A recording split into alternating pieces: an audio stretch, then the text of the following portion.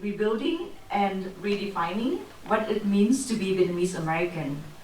Throughout that journey, storytelling has played a vital role in preserving our histories, imagining our futures, and strengthening our communities. That's why we are so proud to bring you the Book Fest today.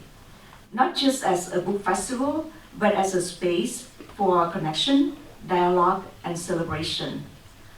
I would like to extend our heartfelt thanks to our distinguished panelists, community partners, dedicated volunteers, media supporters, and generous sponsors who made today the festival possible. And a very special thank you to each of you for being here and sharing this meaningful day with us. We are also honored to have several distinguished guests in attendance. I would like to acknowledge the presence of the council members of the City of Santa Ana, Thái Việt Phan, Jesse Lopez, and David Penelosa. Thank you so much for being here with us today. And now, without further ado, it's my pleasure to invite our fearless leader, VALA's Board President, Dr. Thảo Hà.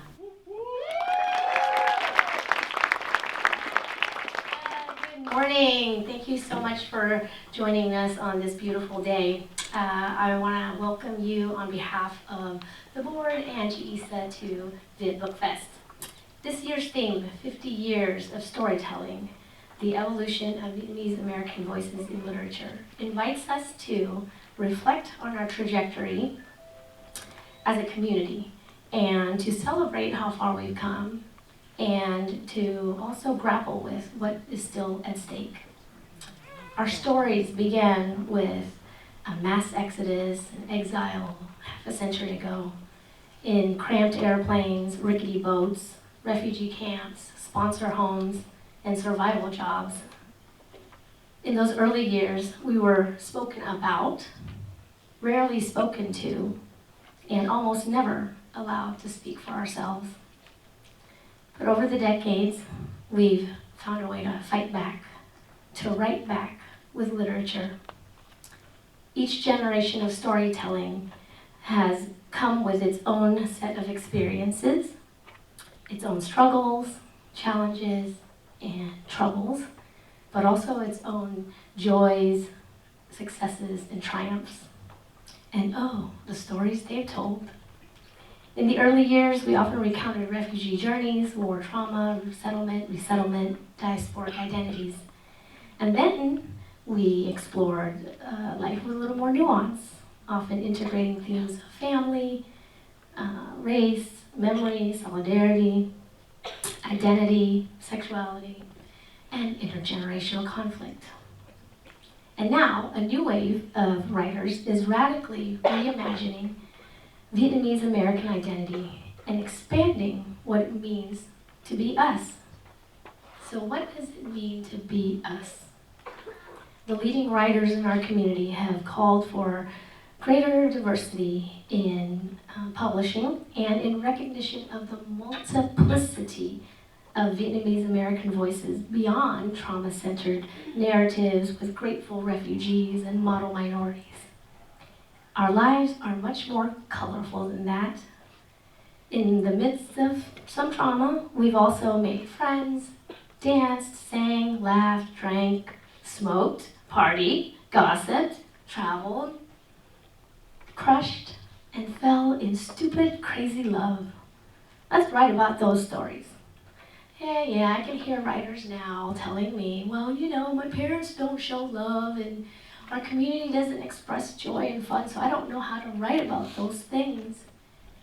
Let's make some shit up. It's called fiction. Rom-com, that's what I want, right? Or messy, crazy, complicated stories. Give me Bolsa Babes, the wives and girlfriends of Little Saigon, and Kevin Wins and the misadventures with the ABGs. Give me some of those stories. And so we should be able to write about joy and fun and happiness and entertainment. And echoing Viet Thanh Nguyen's narrative plentitude, we should write about the good, the bad, the ugly. And Sadly, there's plenty of ugly to write about today. We are at a time of deep injustice and profound reckoning. Around the globe, there is war, violence, colonial violence, genocide, and forced displacement, which continues to affect and shape millions around the world today. Mass incarceration and deportation, tools of a carceral state, have devastated immigrant and refugee communities, including our own, separating families and exiling people once again. And in this climate where violence and the voices of dissent are intertwined, and where truth is criminalized, and where grief is politicized, storytelling is just not about representation anymore. It's about resistance. So today, as we celebrate 50 years of storytelling, let us honor the writers who resisted and carved spaces where there was none before. And let us uplift the voices long silenced. Let us commit to storytelling that liberates. Thank you so much.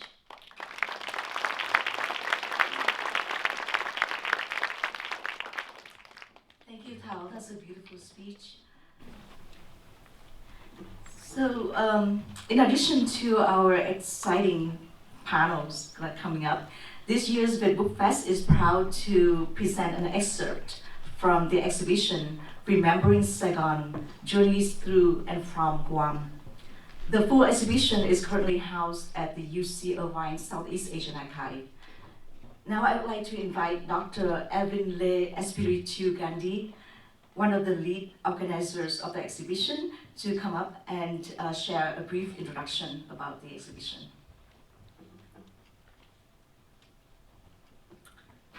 Thank you, Isa, and thank you, Viet Book Fest, for hosting us. We're so excited to be here. I'm here with Thuy-Vo-Dang, who is one of the co-curators of the exhibit at the UCLA Southeast Asian Archive Center. And we just want to share a few words about our exhibit, which is open now through May. So the 50th anniversary, which we are celebrating and commemorating here today, is not only the 50th anniversary of Vietnamese refugees coming here to the continental United States, but for many of our families, we also traveled through Guam, or Guahan, as the native Chamorro people call the island.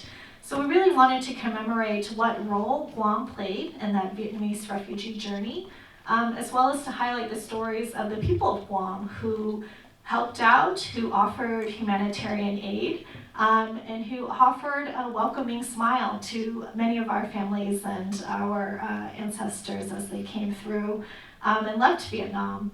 So the exhibit features stories from Chamorro Vietnam War veterans who fought during the Vietnam War alongside American and South Vietnamese soldiers. We also feature the stories and memories of Vietnamese refugees who went through Guam and have memories of the beach and have memories of people who helped them on their refugee journey. We just want to highlight a special event that's coming up. So we have a special community day on Saturday, May 17th, and that'll be from 1 to 4 p.m. So we have 6 panels from our exhibit out in the lobby, but we encourage you to check out the full exhibit, which is much larger. It has listening stations, it has artifacts, as well as additional posters. So please come check us out. We'll have lots of food and welcoming smiles for you on May 17th. We have flyers in the lobby. Thank you so much, everyone.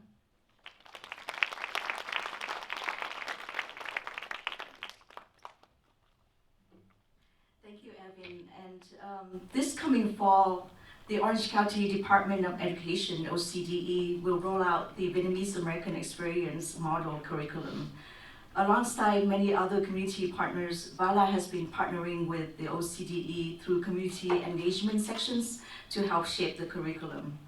Please welcome Tori Fu, Program Specialist for the Model Curriculum. Tori will share more about the curriculum, which may include additional literature that highlights the Vietnamese American experience. Please welcome Tori. Hi everybody, thank you for being being here today. As she mentioned, my name is Tori Fu, and I'm Program Specialist at the Orange County Department of Education. I'm excited to announce the Vietnamese American Experiences Model Curriculum that's designed to reflect the contributions of the Vietnamese American community. This curriculum will explore historical events such as the Fall of Saigon in 1975, the experiences of the Vietnamese boat people, members of the Republic of Vietnam Armed Forces, and the challenges faced by those who fled persecution, settling in the United States. The model curriculum celebrates rich histories, cultures, and heritages within our Vietnamese American communities. And if you'd like to learn more about the curriculum itself, we do have postcards in the lobby as well. And it'll take you to the curriculum online, and just follow the QR code that's on there. We do have more than 50 lessons for grade K through 12 through English, history, social science, and ethnic studies, and language teachers too. We do invite you all to participate, educators and community members, to join us in our roll-up conferences during the 2025 and 2026 school year. So the next one we have up is September 26th through 27th, 2025 in Garden Grove, and then San Diego, January 16 to 17 in 2026. You'll learn more about this important work, connect with other community members, and it'll be a wonderful 2 days of just learning, connecting, and community building. And the postcard out in the lobby will also have information about the conference dates as well. So we would love to see you all there, and please continue to share this wonderful opportunity with those in your network. And together we can ensure that this curriculum reflects voices and experiences of our Vietnamese American community. Thank you. Thank you, Tori. And now it's my pleasure to introduce the moderator of our first panel of the day. She is a longtime VALA board member who has played a vital role in shaping many of our programs, including Viet Book Fest.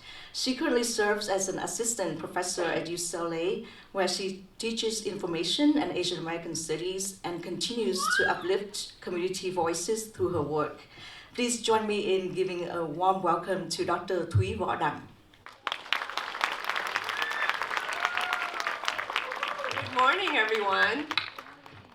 What an exciting day we have planned for all of you at Viet Book Fest. So thank you to Isa for that introduction. I've been a VALA board member for 14 years, and I've been telling folks, at least 14 years, my son is 14 and a half, and I've been telling everyone this morning that our board is small and mighty. It's run by incredible scholars, creatives, people who are working really hard every single day to uplift the stories from our community here in Orange County and globally. I want to just give a quick shout out to all the board members that are present in the space today. If you can stand up so we can acknowledge you. You already met Dr. Thao Ha, Dr. Lan Yung.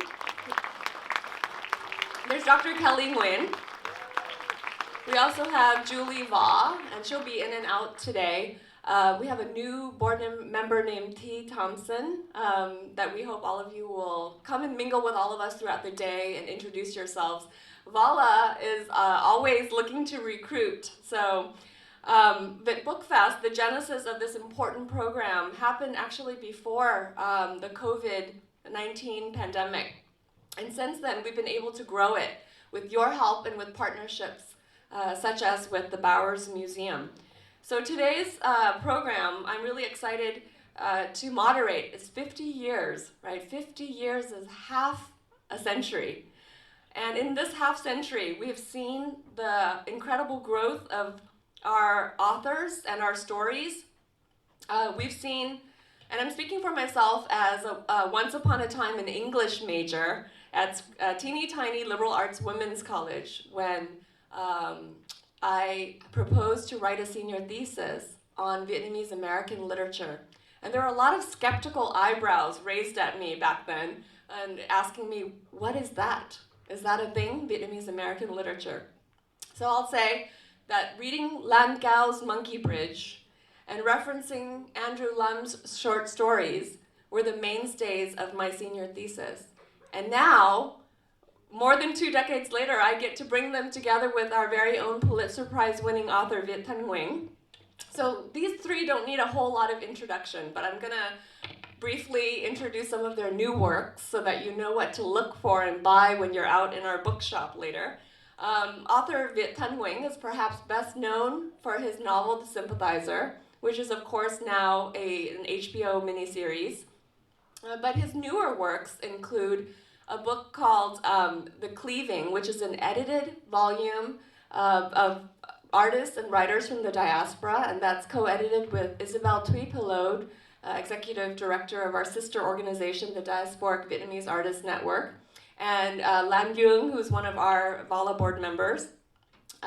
We have The Cleaving out there, so please do pick up a copy. Also, To Save and to Destroy is Viet's latest collection of essays that's based on talks that he's given around the country. So today we'll grill him a little bit on that. So please help me welcome Viet Thanh Nguyen, who to join us on stage first, if you want to take a seat over there. Next we have Lan Cao, who in the late 90s authored a book called Monkey Bridge. How many of you have read that book? Yes, it was, for me, the first Vietnamese American novel, and it really changed my perspective on representation and voice and visibility.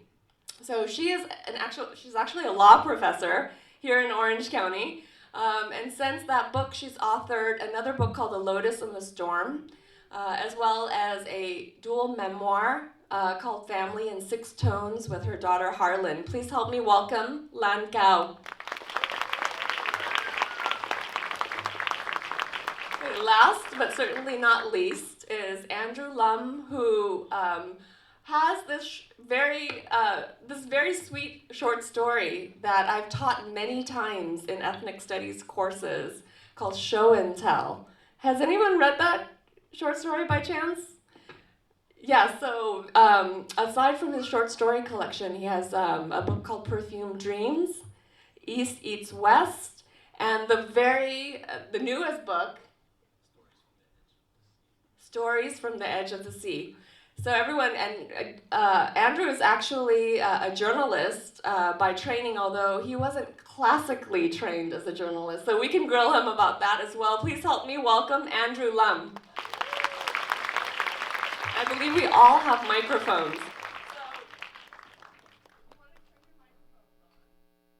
So this is going to be somewhat experimental. All of these folks here are pros in the sense of being in front of many audiences all over the globe, so they won't need a whole lot of prompting from me.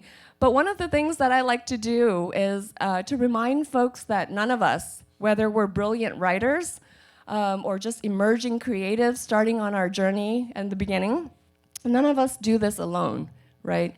We're all propped up by a lot of folks, legions of people who have enabled us to be where we are. And in this space today, I want each of our panelists to help conjure those people together. So they can be living or not, but I'm gonna start down the row and ask each of our panelists to name a person who has helped you to get here today.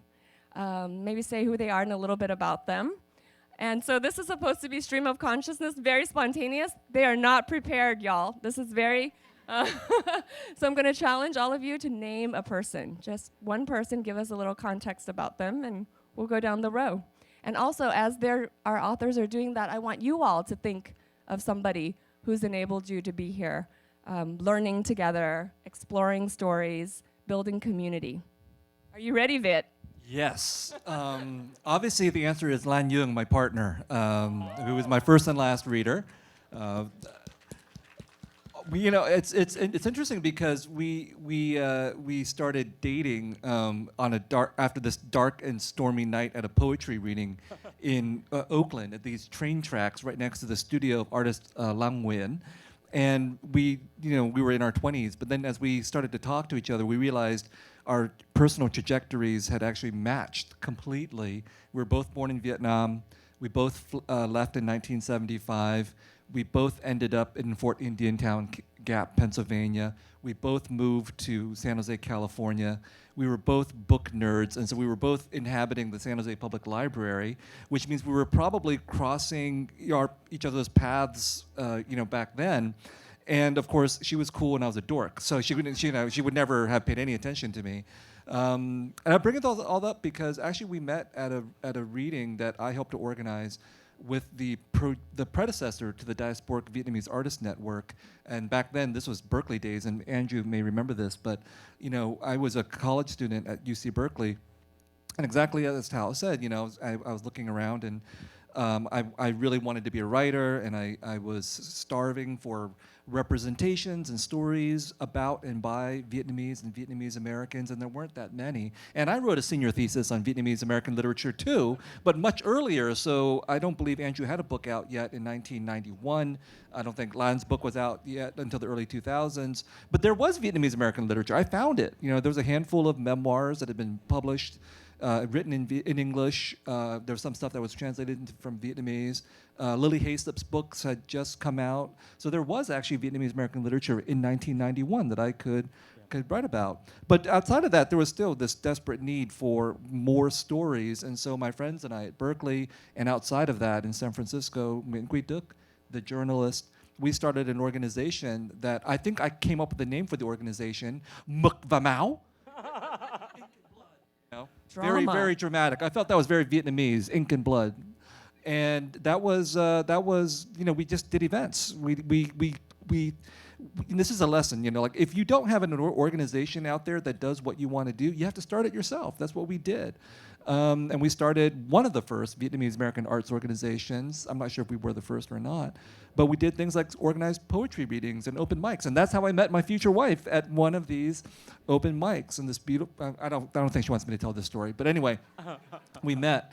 But it's only to say that is one of the origins of Vietnamese American literature, is people just taking up the idea that we had to organize ourselves. I mean, everybody, all these people here wrote books too, but VALA exists because somebody out there, Issa and others, felt that you need to actually build organizations in order to nurture art. And I find that to be very true.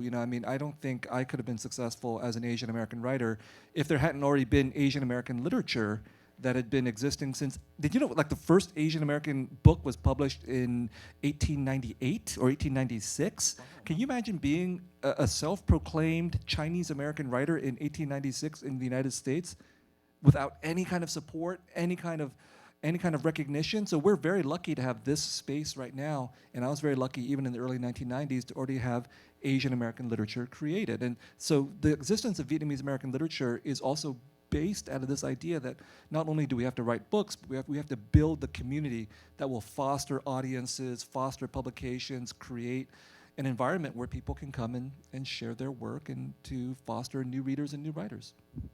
That is a great reminder to all of us to keep showing up and keep supporting VALA and the arts. Lan, would you like to follow up with who your person is? My persons are actually my parents. And the reason is they are, even though we were very different, I was very blessed to have parents who never pressured me to be anything that they wanted me to be. It was really incredible because all of my high school friends were faced with having to attain a certain type of success that their parents really wanted them to pursue. And I was even shocked because I felt very unanchored at the time because my parents provided no guidance. They're basically do whatever makes you happy. Do whatever, it's your own life, and you do not have to follow any trajectory that is defined by anybody. Because my mother had been married first before with her first husband, and when he beat her, just one slap, immediately she left. And this was like in the 1950s, in the rural area of Vietnam, maybe even before 1950, 1940s.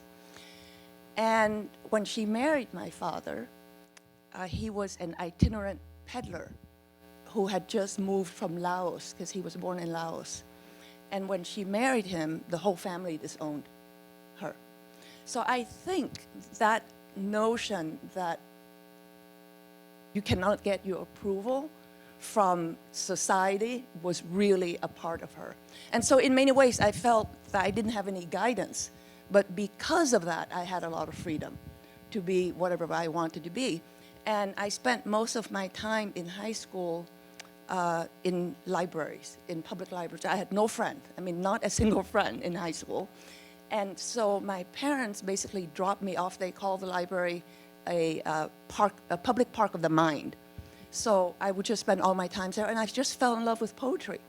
I love T.S. Eliot's poetry, and I knew that at some point I'm going to write. And it was all through no pressure from them. And that's how I also raised my child. I love that. Your parents sounded like wonderful people. Andrew. Yeah, I wish I have your parents. They wanted me to be a doctor. But Who's your person, though? Oh, yeah, who's my person? Okay. This is not therapy? Oh, You're trying to be inspiring. Mr. Caslow from 7th grade. I was a refugee kid who came into his classroom in the summer in 1975. And he was the first person to welcome me. And he said, "How do you say your Vietnamese name?" And I say, "Dung." And he tried for a whole week to say Dung, you know? And I'm like, "Mr. Caslow," you know, I didn't know how to say it in English, Caslow. But anyway, he started a book club. And in the summer, so we all had books. And I remember when the books came, you know, it was exciting even though I couldn't read, you know. And I bought a typewriter that was like at the old man's house. It's like for 25 cents. And I remember that summer, The Wind's in the Willow. I typed that whole damn book out. And I learned how to type. And I learned how to read that summer. And then by the time I actually entered 7th grade, you know, I was someone who can read an English novel. And so it was that tradition and that generosity that I felt welcome, especially for a kid who just felt like he lost everything. I was a privileged kid from Vietnam. So then I kept reading, just like Viet and Gila. You know, it's the library. It's cool, you know. The mean kids don't jump you in the library, and you can read all the books you want, you know? And so that tradition I kept up until one day I remember thinking, this book is so damn stupid. And I must have been 15, and I'm thinking in my head, I can write better than this, even though I didn't know how to write. You know, just like, I can write better than this. And this thinking is so stupid. This logic is so stupid, I was thinking, you know? And I thought, before that, books were so amazing, like they're like perfect things, you know? And then eventually you become discerning. Eventually you become like, wait a minute, I absorbed so much. I feel like I can now regurgitate and translate and transform these things, you know? And so there was a moment in my life after college, biochemistry. Some of my biochem major friends are out there, hey? So I just took UC extension course just for fun. You know, I had a heartbreak and I just want to write about the love of my life. It's all in the second book called East Eats West, by the way. So then I thought I was going to write about my broken heart. But then there was a passage where I wrote, if you spend your life with someone, a way of speaking a private language, a sense of humor with that someone, and you lose that someone, you in essence have lost a country. You in fact have become an exile. And I wrote that, and it took me 2-3 months to come back. And then when I read it, I started weeping. And I realized, actually, my heart was broken not because of this love, but my heart was broken when I was that 11-year-old standing in the Guam refugee camp listening to the BBC telling me my country was gone. And I didn't know how to process it. And for those years of being frozen in the heart, you know, it's the heartbreak of romance that broke me. And then instead of writing about the love of my life, I started writing about the broken-hearted people, which is the Vietnamese American. I wrote what it's like to be a refugee. I wrote what it's like to be born into a family of privilege and then fall from grace. And all those things started pouring out of me. And so then what happened was my creative writing teacher said, "Andrew, you're not going to medical school. You're going to creative writing school in San Francisco State. I send your stuff," and they say, "Tell him to fill out the form. He's going to get in." And I remember saying, "My mom is going to kill me." and I feel out of form. And here you are. I mean, there's so much that I can pick up on, and we can have like days of conversation about each of the things the tidbits that you've each introduced around the platforms that we need to build, right, from the ground up sometimes where there is none, the familial relationships that might enable us to spread our wings and do what we truly love. And this was part of last year's conversation also for those of you who came to Viet Book Fest. There was a lot of interest in thinking through and navigating like family relationships, right? Intergenerational silences, and how to support our younger writers and creatives so that they can tell stories too, that they can tell stories that can potentially change the way that we perceive what it means to be American, what it means to be, in community with each other. So I want to pick up, I think, on the theme of family first, because I think you each write about family in different ways, in different parts of your writing. And one of the things that I've been really curious about is how do you navigate relationships between family members, these interpersonal relationships that are sometimes very strained, right, and difficult, and other times I think wonderful when you have supportive parents. But how do you navigate those in the work that you do as a writer, right, to tell stories in a way that engage people and pull them in and grip them, right? And sometimes you're sharing a lot, so I think I'm really thinking a lot about Ji. Ji Lang, Your Family in Six Tones was the book that I read last from you. How do you, and it's a memoir, right? It's not fiction like your first book. So can you maybe reflect on what it was like to move from writing fiction to writing about something very personal, that's your intimate life? Well, I was very much a reluctant writer for that book. I never planned on writing the book. I've never ever thought of writing a memoir. I've only been drawn to fiction. But what happened was that whenever the anniversary of the Tet Offensive was, I can't remember when it was, I was doing an interview with NPR. It was called StoryCorps. And because the Tet Offensive was a very, very traumatic event in my family's life. My uncle was a Viet Cong, and then the other side of the family is all South Vietnamese Arvan.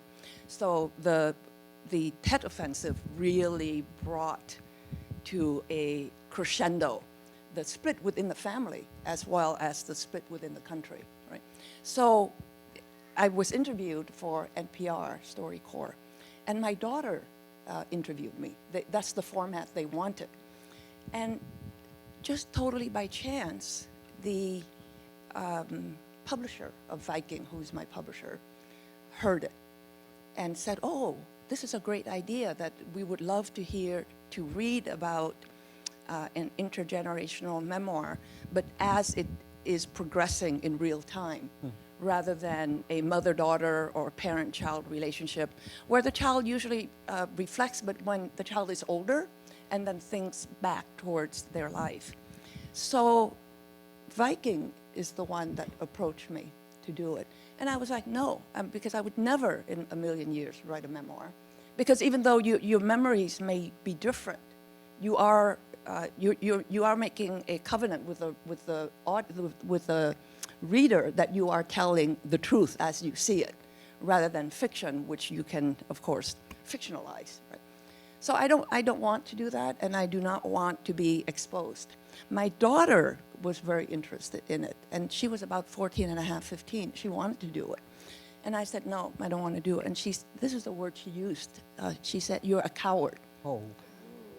She said, and that really was, when I think about it, I'm still teary. Because you feel like when you have a relationship with your child, you're like their Moses, and Moses and God at the same time. And everything you say is like the 10 Commandments up to a point, right? Suddenly you're fallen from grace, And she said, "You've never done anything that is courageous. You're always hiding behind the veil of fiction. Wow. And I don't even want to talk to you." You know, I would never dare talk to my parents that way. The idea of saying something like that, and you know, I raised her almost like somebody who has First Amendment rights in the house. But I never expected her to really implement the First Amendment. I'm like, oh my God. So she really wanted to do it. And so I said, okay. And she, you know, we struggled a lot because because it's she loved to write, and it's her first venture into writing. And I was restraining her. I said, no, you can't write about that. No, you can't write about that. And I thought, this is not how I want her first relationship to be with writing, about what you cannot write rather than what you dare to write. Write about anything you want, is what I've always said, right? But so it really came to a battleground of present day testing. And I said, okay, you write whatever you want, but only things you've seen. You cannot, I don't want her to write about things that she imagines. It has to be stuff that she feels and sees, right? So when she wrote her section, I was reading it. And I'm like, oh my God, look at this. And so I remember there was one line where she said, every morning I go, my mother drives me to school and we have huge fights and she screams. So I'm like, my God. So I crossed it out and I said, she raised her voice. And she was so mad that I dared change scream to raise voice. It was like that the whole time. And, you know, and this is a teenager, 14 and a half to begin with. So I never read her work again. She just wrote her stuff, we wrote our stuff, we submitted to my editor, and then the editor did everything. And that's how we wrote the book together. Yeah. About navigating mother-daughter relationship in real time through writing. I don't know if that was therapy or not. Well, how about you, Andrew? You also write about family. A lot. A lot. Not only did I write, but I was also for 8 years on NPR, All Things Considered. So then I did a lot of commentaries about my family. And I remember one particular one when I talk about my uncle's divorce. And it was a very good piece, but you know, he saw me again, he said, where's my honorarium? But then he also said, be careful, you're going to be quoted if you sit next to Andrew. You know, so there is a kind of situation where, you know, family drama and stuff get aired, you know. So people, my family is proud, you know, but they're also wary. And then they also lobby. It's like, what about this? Why don't you write about that? Comment about that. After a while, it was almost as if, like, because I was among the first, there was this tremendous pressure of not having your own voice so much as your whole clan is behind you telling you what story you should write. And so when there were more folks coming into the scene, Viet and then others, I felt this tremendous relief because then you don't feel like, oh my God, you're carrying the weight of like everybody else's neurosis in the back, you know? But for a long time, there was, because of so little out there in terms of Vietnamese American voices, there was this, and then, you know, to be able to have a voice in the mainstream, no matter how small, was this like, there was like you're opening a funnel toward the larger world, and everyone who comes to the house, you know, when I visit my parents, like, you should write this, you should write that, you should write this, you know, and it was way too much, you know. After a while, I just have to keep my distance in a way, you know. And I think it's so great to see the renaissance of Vietnamese American writers, because now people can explore every nook and cranny without having this feeling like, oh, I'm the only voice out there. You know what I mean? It's kind of awesome, actually. Well, like Lan, I never wanted to write a memoir. I was a novelist, and you know, my fiction is definitely not autobiographical. And I always felt that I never wanted to write a memoir because my life wasn't very interesting. It was my parents' lives that were interesting, and I didn't want to write about my parents' lives because those are their lives, not my life. And I didn't want to write about my parents' lives because they went through a lot of difficult things, and what right do I have to talk about these things? And I didn't write the memoir until my mother passed away. So when my mother passed away, I think I wrote this book because, as I say in the book, writing is my way of grieving. Writing is my way of mourning. And I think the reason why writing is my way of grieving and mourning and fighting is because I'm a refugee. And everybody's refugee experience impacts them differently. But for me, my refugee experience, I thought didn't really matter. I came when I was 4 years old, so what do I know? My parents went through all the trauma and everything like that.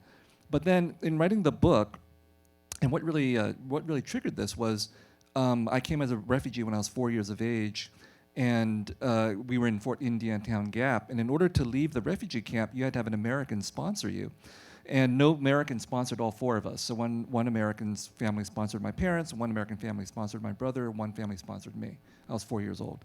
So my first memories are howling and screaming as I'm being taken away from my parents when I was 4 years old. And that was, I was like, I eventually moved on, and I was like, okay, well, that's not a big deal, And then when my son turned 4 years of age, this was 2017, this was the era of the Trump administration separating families, children from their families. I was so angry at that. And I was looking at my son, and I was like, I could never tolerate, how could you tolerate having your child taken away from you? And then I was looking at my son at 4 years of age, I thought, wait, I was 4 years of age when that happened to me. So what actually happened to me? And what happened to my parents? I never actually thought, what did my parents feel at this moment? And then I was looking at him at 4 years of age, and thinking about myself at 4 years of age, I realized, actually, I think I was really messed up by this experience. Because what I did, I think, was that I just completely emotionally shut down. And that was my way of surviving the refugee experience. Because after that, my parents went to San Jose, and they opened this grocery store. They worked in that grocery store every day of the year. They were shot in their grocery store. My mother went to the psychiatric facility 3 times in her life. All this stuff was wrapped up with the refugee experience. And for me, my way of coping with that was to be emotionally numb. And that had huge ramifications on all my relationships, or lack of relationships.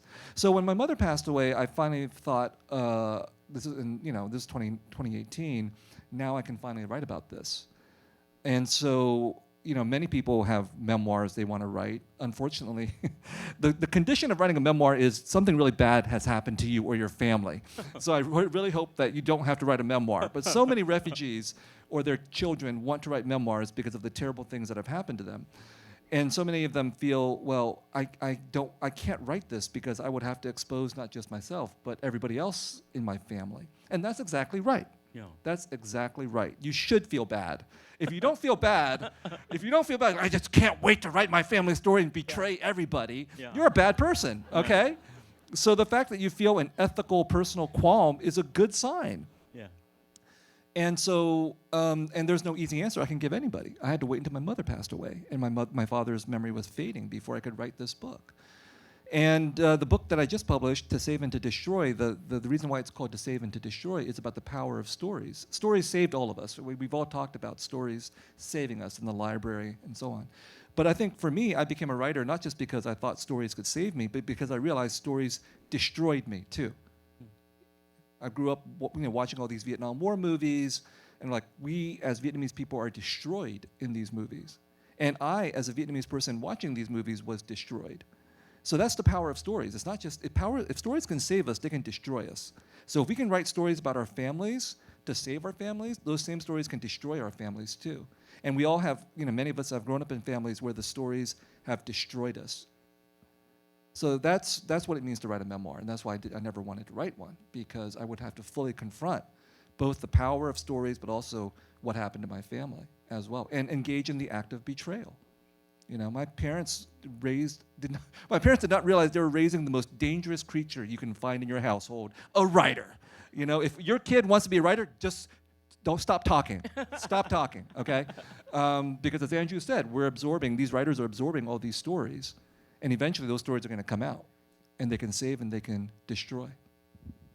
Well, Norman Miller, was asked about that, and he said, well, when there's a writer born into a family, that family is basically screwed. Okay. But then but yes, That begs the question for me is, are writers born or are they created?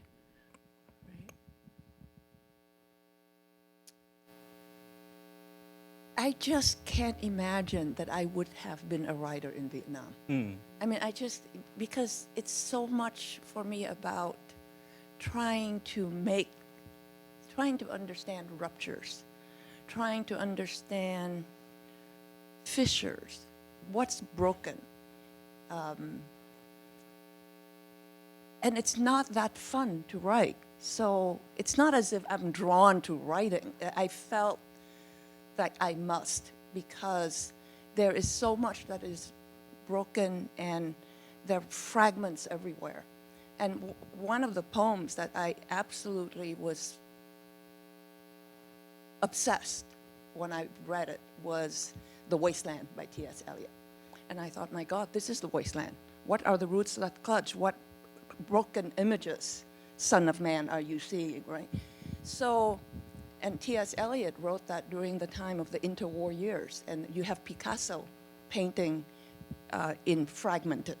So when everything you see is almost like a Picasso painting, which is not whole or beautiful, but kind of chopped up, right? That's why I felt like I must write.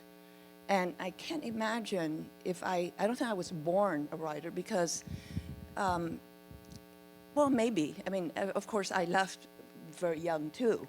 And at that age, even though the war was very much a part of our life, because I was, like Andrew, and I have memories of the war, and Viet was much younger, so he didn't. So maybe that would have made me write.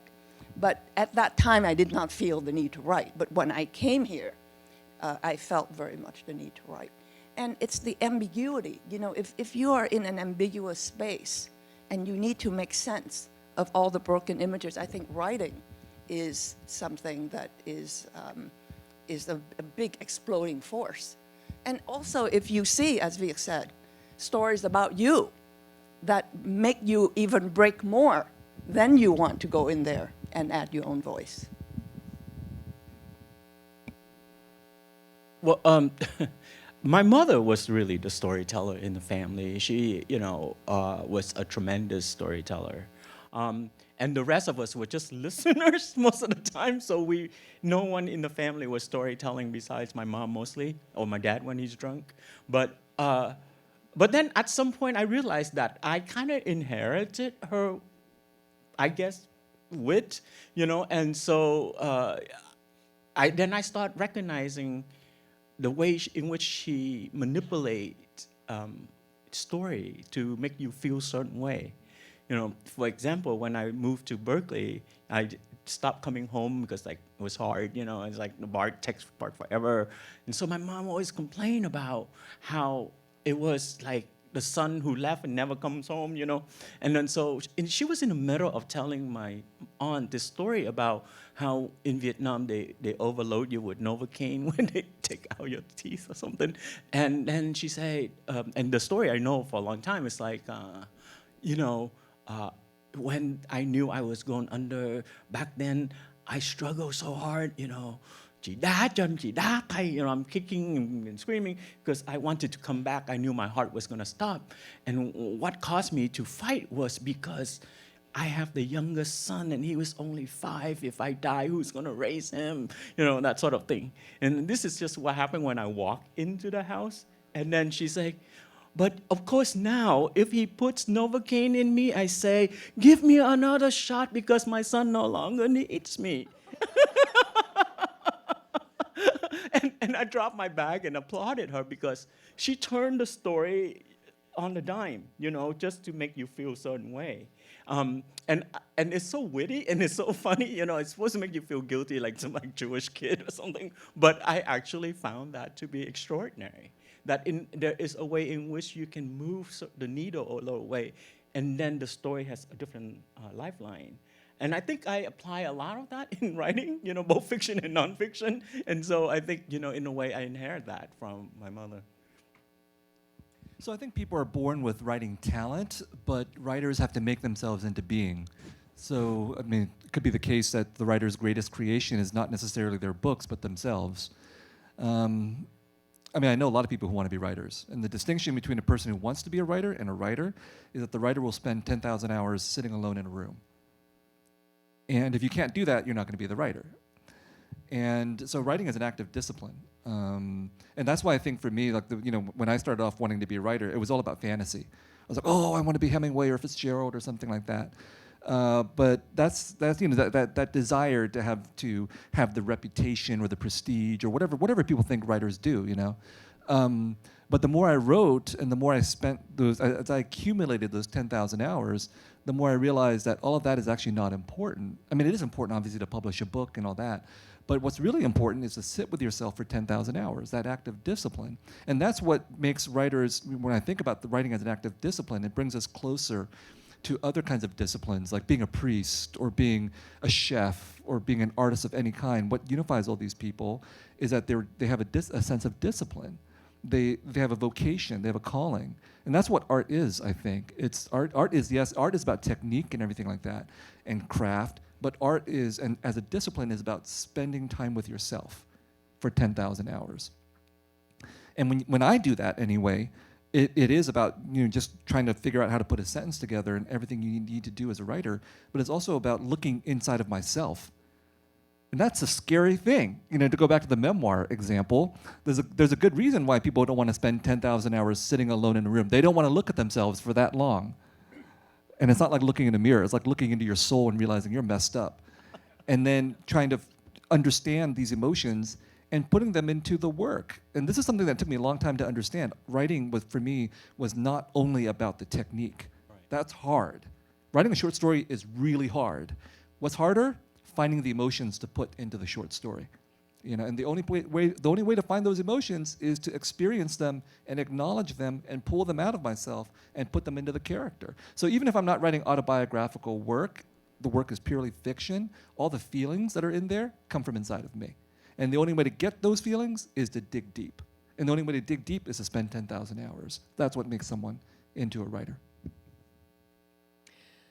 Well, when we were in the back and talking about how we were going to roll out on stage, I was kind of envisioning if I had this trio of really brilliant writer friends come over for dinner and we'll see what flows out of them. But one of the really incredible aspects of all of you getting to be here at Viet Book Fest is that you get to ask all of our writers questions that, they don't have to be burning questions. They can be just questions that have been on your mind about their process or who they are, or the stories that you've encountered through them. So I want to open this up, because I don't think we have that much time left on this panel, right, Clem? To audience for questions that you might have for any of our panelists. It can be questions for all three or specific ones. And I'll come out to you with the microphone.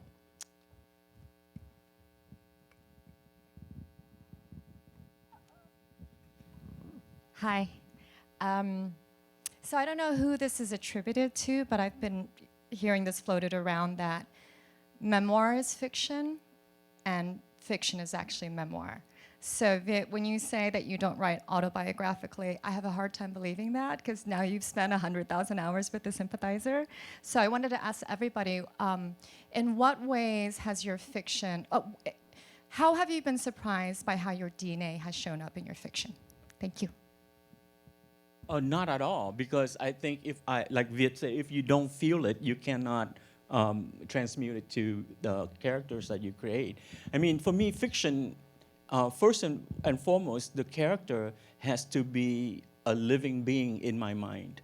So the yearning, the hurt, the hidden desires, all those things are real to me in order for them to write. I mean, for me to write, but then at the same time, I know it's fiction, but at the same time, I know that, I am creating this being, and it's like watching your child grow up, with carrying some of your own residues. So in a way, fiction and nonfiction are all dependent on a kind of experience, So to me, without having all those senses, I don't think I can write. I'm reminded of a quote, I think it's attributed to André Gide, in which he said, history is fiction that did happen, and fiction is history that did not happen. And I think especially for me, because I'm writing a lot about events that are very emotionally powerful. I always start with the emotion. I usually don't even have a plot. So it's the emotion that guides it, and then the plot comes out of that and the character. And so much of what I write about is really also about my emotional history. And whatever character inhabits it doesn't even have to be me or anybody I know. But the emotional history is there. And also the history of Vietnam has been very much a part of what I write about. So in that way, the history, fiction, emotion, I think they're all in one melange, one pot, and you stir them and different things come out in different form. But the main ingredients for me are history, emotion, relationship, and then repair, really. And whether that takes the form of memoir or fiction or autobiographical fiction, it's really all about that emotion and that history. So when you read a memoir, you're making a pact with the memoirist that there's supposed to be some kind of truth happening here. But of course, in order for a memoir to happen, the memoirist has to tell a story. And so all the tools of fiction are also going to be used in a memoir, like narrative and characterization and things like that. But the tricky thing about a memoir, obviously, is that you assume the memoirist is telling the truth. The memoirist may believe they're telling the truth, but the memoirist may not have any sense of their own truth. I mean, we all deceive ourselves. And so how do we really know for sure that the memoirist even understands what the truth of their own being is? So there's already an element, potentially, of fiction taking place. As for fiction bearing the traces of memoir, I mean, if you spend any time with a favorite writer and you read 5 or 10 of their books, you think, wow, this person is obsessed with something. And so whether or not you actually know what their autobiography is, you probably have some sense of their emotional autobiography, like Jilan said, that they are obsessed about certain themes that probably came from their messed up childhoods, whatever that was. So yes, in the Sympathizer, it came out of my messed up childhood. You know, I'm not literally an alcoholic, a liar, a womanizer, a murderer, or anything like that. But the opening line of that novel is, I'm a spy, a sleeper, a spook, a man of two faces. And that pretty much describes my experience growing up as a Vietnamese refugee in a racist United States. You know, and also as a budding atheist and a budding Marxist in a Vietnamese Catholic household. You know, I had to front in order to survive with my parents. And none of that was interesting to anybody but me. So then I turned all of those experiences into a novel that hopefully was much more interesting than that. I don't think that experience is all that uncommon. Look over here again. Hi, my name's Ken. This question is directed towards Viet. Ironically, I'm an actor. I auditioned for The Sympathizer, a couple of roles. You are so handsome. Can I just say that? I noticed you when you walked in. I was like, perfect hair, dude. Looks like mine. Well, I auditioned for the captain and the Watchmen from the HBO series. But anyways, you guys are all so inspiring. You know, I'm Vietnamese American, but my mom brought me here, and I was totally assimilated. So I'm basically like an American kid in a Vietnamese guy's body. And I just love to know where you got that inspiration, to write The Sympathizer. Was it just something you just thought of and just sat down and did it, or did you study writing and by your mentors, your teachers, spark an idea? A lot of what I've learned through art is sometimes it writes itself. It's almost like the voice comes from the universe and it filters through you. Was it that kind of experience, or was it more crafted from more something cerebral? Oh, I'd spent 17 years writing a short story collection called The Refugees, which very much is about many of the themes that we've been talking about, wanting to write stories about Vietnamese people and all that kind of thing. And when I was writing it, I was writing it for myself, but I was also writing it for Vietnamese people and for publication and things like that. So I was very conscious of other people's expectations. And then I was told I needed to write a novel by my agent, and when I sat down to write The Sympathizer, I thought, I've just spent 17 years worrying about other people. I'm going to write this novel just for myself. And that was enormously liberating, and I've talked to a lot of writers who have had that moment. Their psychological breakthrough is not necessarily about the art, it's about freeing themselves from other people's expectations. And that's enormously liberating, because when you can write from a space of pure honesty or be an actor, you have to tap into the pure honesty, the part of yourself that you believe is terrifying, and that you believe that if you were to expose yourself, people would freak out. They'd be like, who is this weird person telling their story, however form that takes? And so I think that that's what I wish for all artists, is to have access, to have that courage to just speak their truth and their freedom. That's true for everybody, actually, but for writers in particular, when we say that we have found our voice, I think that's what we're talking about, being able to speak authentically from whoever we are. And so for me, that didn't take the form of writing a memoir, it took the form of writing a novel. And I knew I wanted to write a spy novel because in a spy novel, you can be entertaining, but you can also talk about history and politics and so on. And spies are complicated people. And they're morally ambiguous people, and yet they're carrying out some political cause. And I grew up in the Vietnamese refugee community where there didn't seem to be any moral ambiguity. People were like, anti-communism, and communism is wrong. And I just didn't agree with that narrative. I thought things are much more complex than that, because I assumed that everybody who was committing their lives to these causes, communism or anti-communism, really believed in what they were doing. So for me, the questions of good or bad were irrelevant. I just wanted to get into this drama that had shaped our nation and had shaped all of our lives. And so the spy vehicle was the way to do that. But it was really a way to talk about myself autobiographically, as I just described, but also a way to talk about the moral and political complexities of the Vietnamese people in a way that I knew would be really provocative and would mean that a lot of people would reject the book from the very beginning, because they would not want to read a novel about a communist spy who is ambivalent about his beliefs. The communist government doesn't want to hear that. The Vietnamese American community doesn't want to hear that. And that's terrifying for a lot of people. So that would be the lesson. You know, whatever you want to do as an artist, you have to go inside and find what's most terrifying and then work through that. Thank you. That was really great. I see questions over there, so I want to make sure I give that side of the room some love.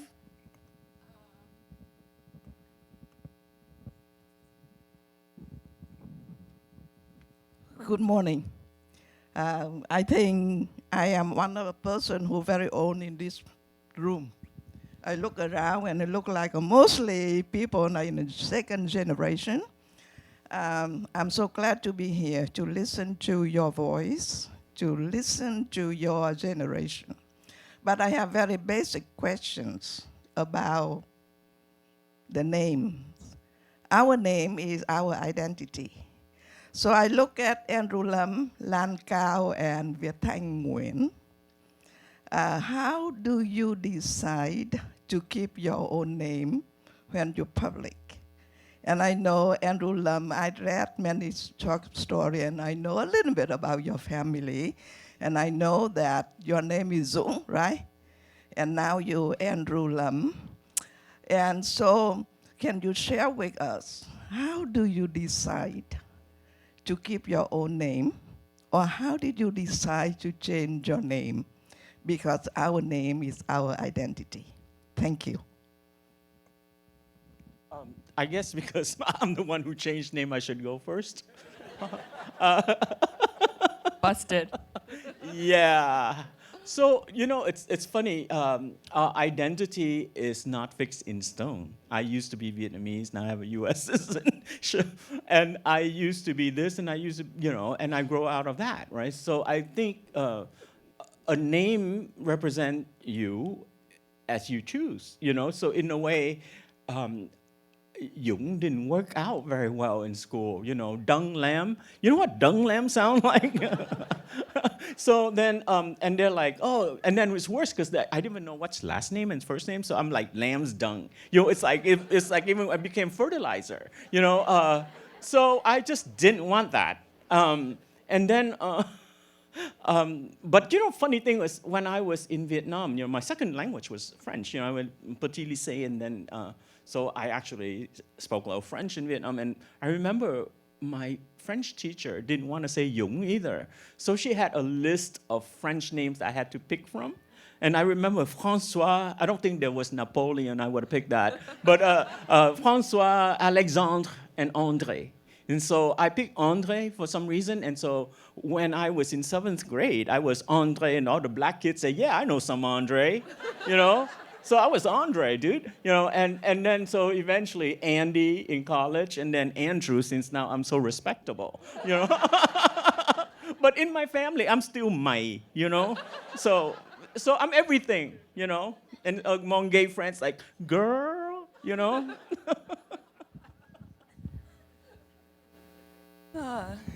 My full name my name is not just Lan, it's Phương Lang.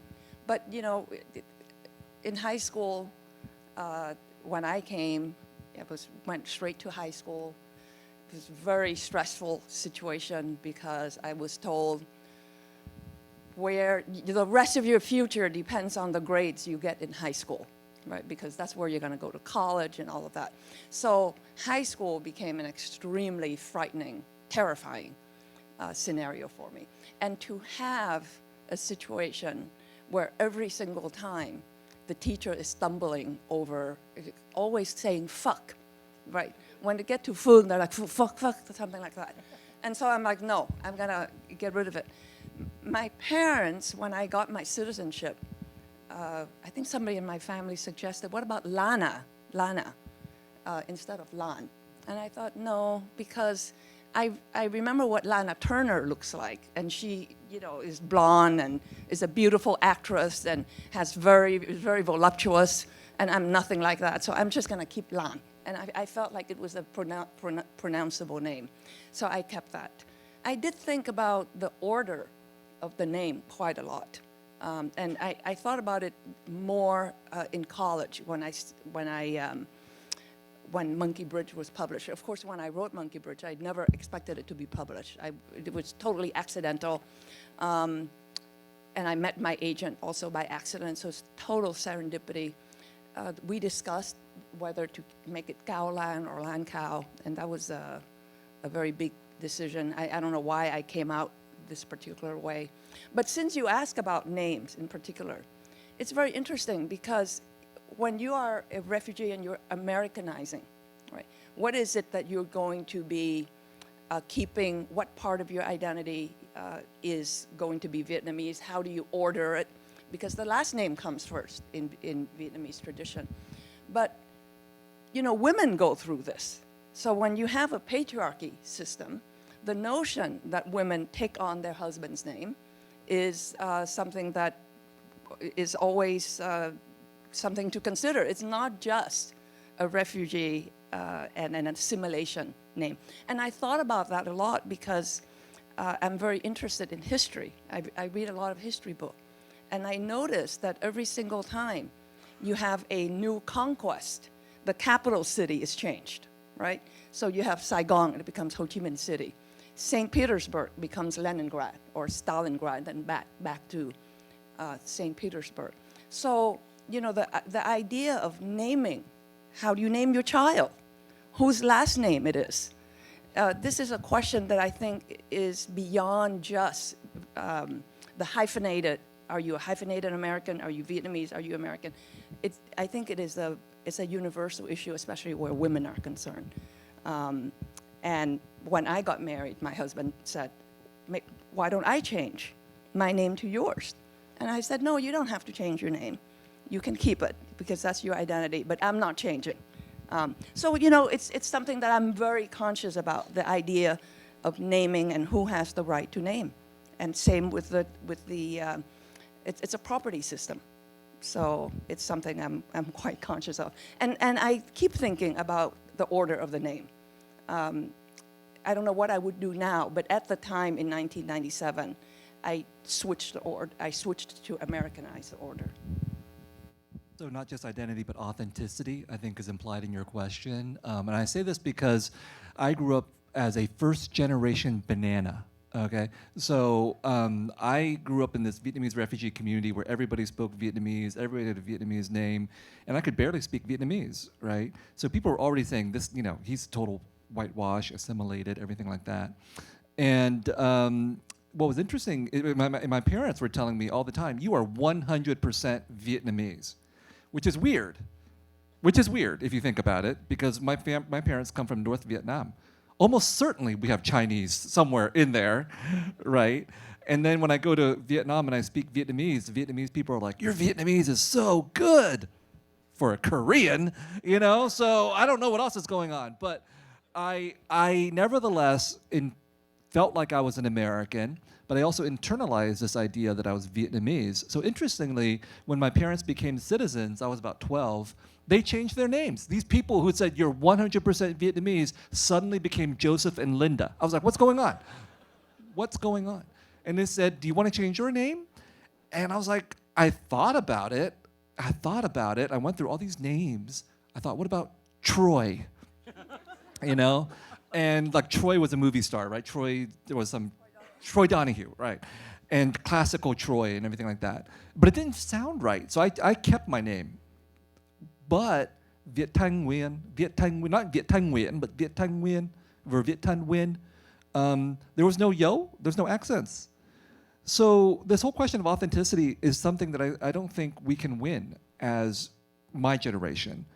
I think for my parents, they could change their names to Joseph and Linda, and but they knew they were Vietnamese. That's how they grew up, right? So for them to adapt an American name was simply to adapt to American society, but it wasn't really about changing who they were, or so they told themselves.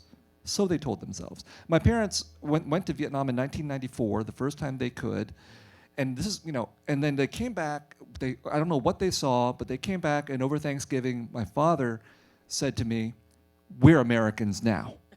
Okay, so I think this question of authenticity, it's all the blame is put on our generation, the younger people, but in fact, I think the older generation probably has its own issues to deal with when it comes to authenticity. You've been away from Vietnam for 20 or 30 or 40 years, you go back, you're not the same, and Vietnam's not the same.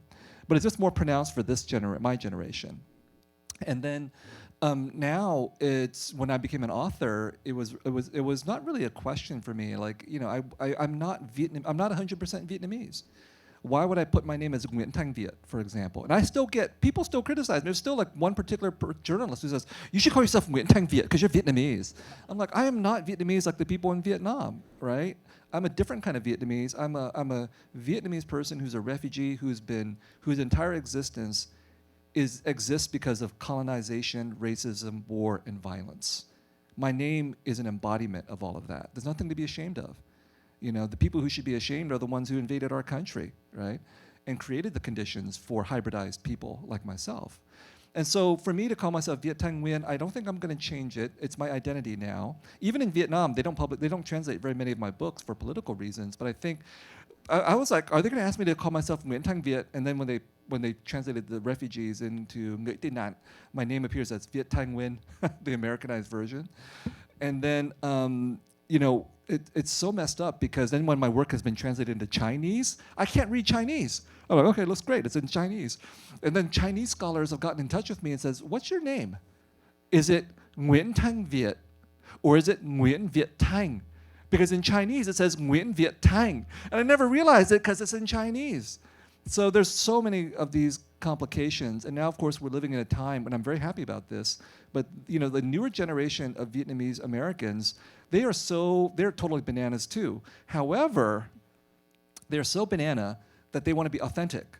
So now there's like, this was not even possible for my generation and Andrew's, but now they want to write with diacritics on their names, with yo, right? So more and more people are using their full Vietnamese names. So Viet Thanh Nguyen, for example, they would say that, or when those are the names on the covers of their books. But again, even if I say Viet Thanh Nguyen on the cover of the book, it's still an Americanization because of the order of the name. So I totally appreciate the question about identity and authenticity. I just want to use that opportunity to say we're all shaped by this history. And the idea of authenticity is really dangerous because we use it to punish each other. Like, you're not Vietnamese enough. I'm more Vietnamese than you are. No, you're not. Yes, you might be, but you're not as Vietnamese as the people in Vietnam, for example. And the people in Vietnam are like, I'm more Vietnamese than that person from that region and all that. We cannot win at this authenticity game. Right. So we can acknowledge it, but I think we really need to always turn the tables around and say, look, it's not really about us as individuals. It's about these systems of culture and belief and authenticity and colonization that we've all been subjected to. Yeah, I just want to add, because I saw this cartoon. There's these two ladies sitting at the bar, and one of them said to the other, my boyfriend really opened up to me. And the other one say, how?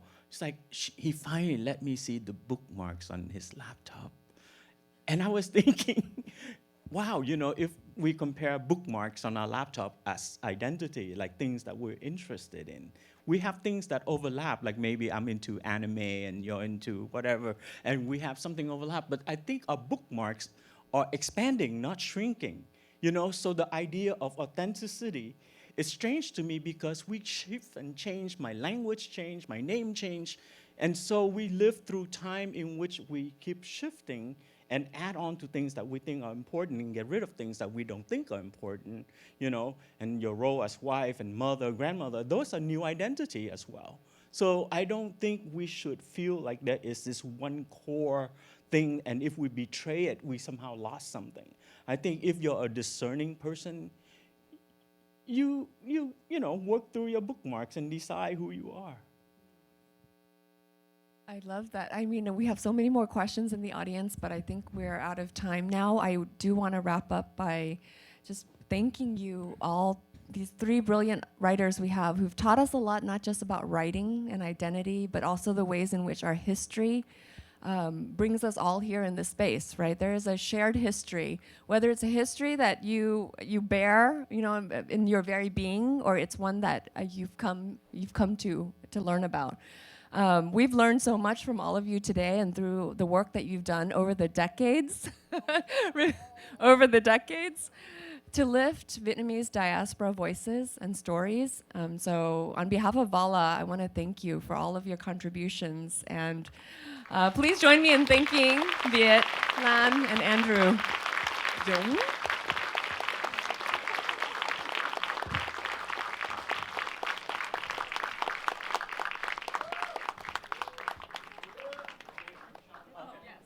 By the book banner?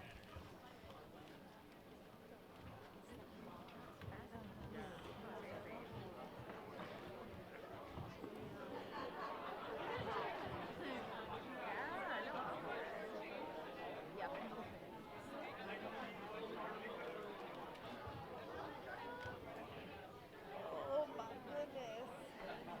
Oh yeah, because how long were you staying? Yeah, I just